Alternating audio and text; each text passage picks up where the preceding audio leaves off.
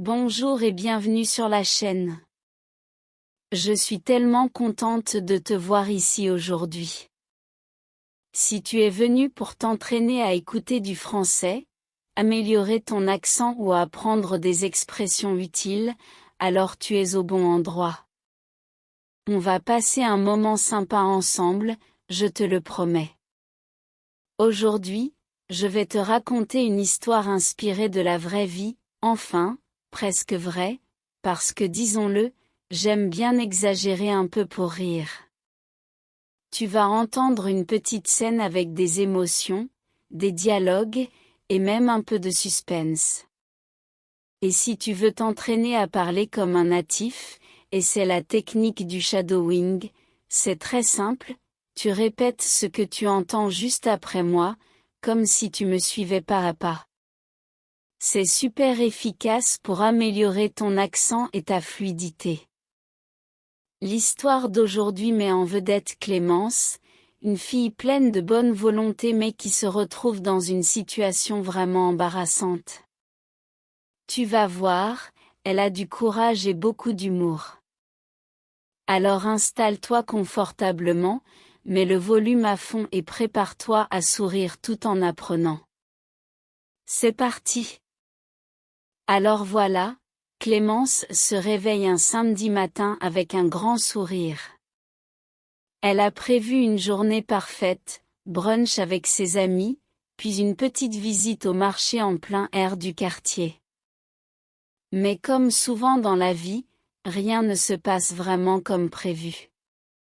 À peine sortie de chez elle, elle réalise qu'elle a oublié son sac à main.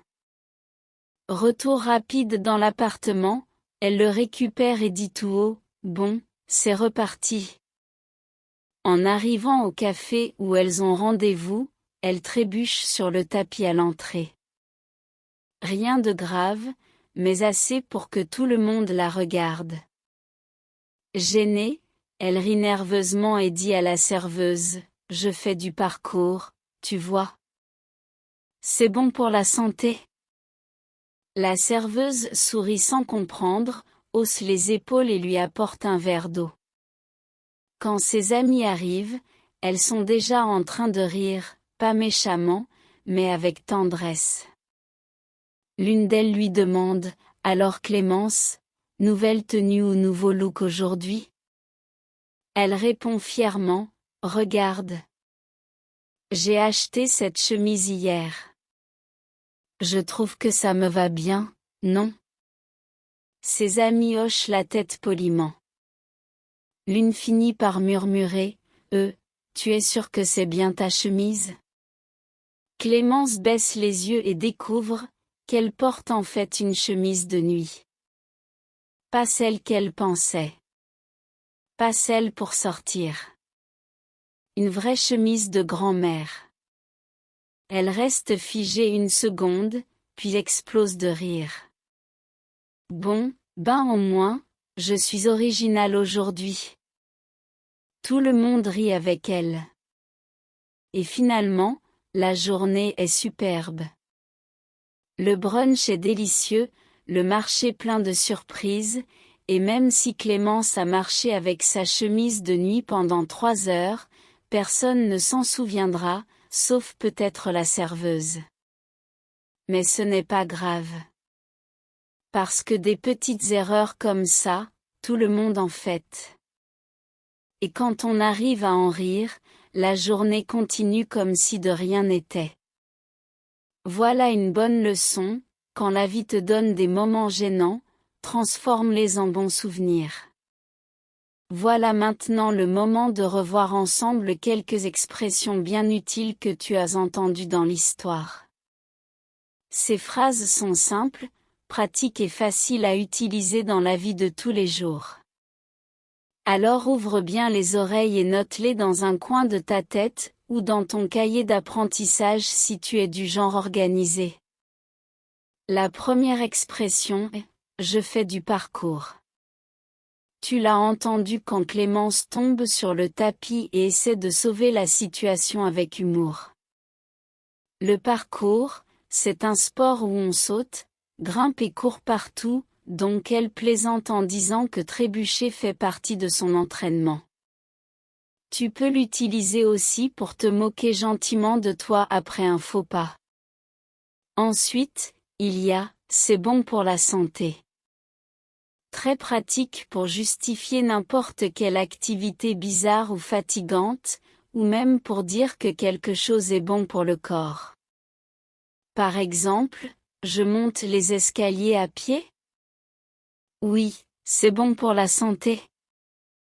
Puis, tu es sûr que c'est bien ta chemise? Cette phrase est parfaite pour poser une question délicate avec tact. Tu peux l'utiliser quand quelqu'un porte quelque chose de bizarre sans s'en rendre compte. Clémence répond fièrement, « Je trouve que ça me va bien, non ?»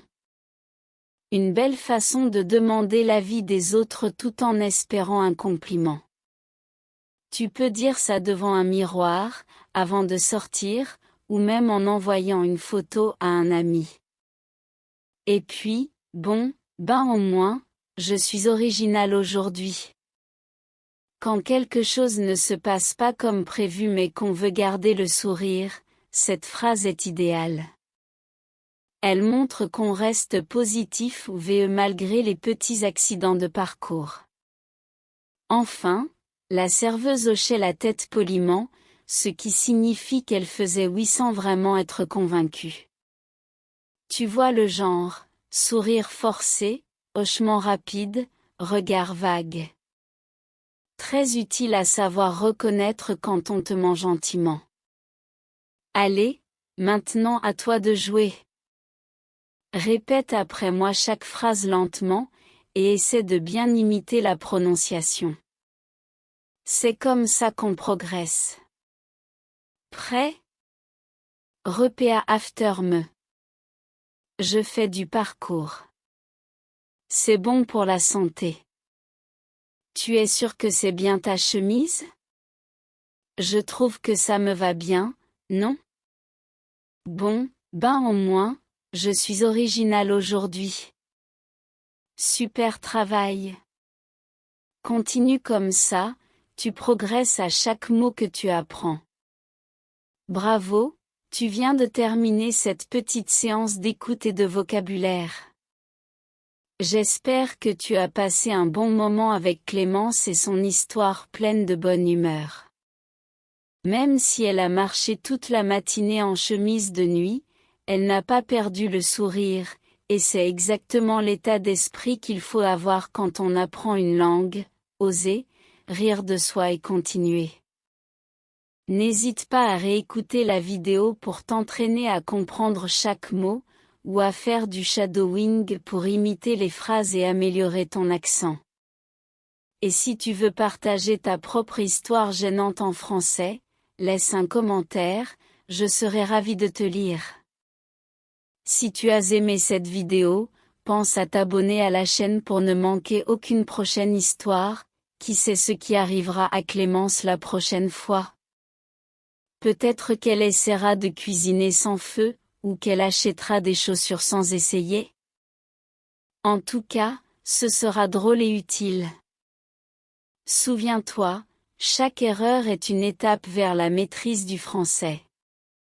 Alors continue à pratiquer, reste curieux, et bientôt, tu raconteras tes propres histoires en français sans aucun complexe. À très vite.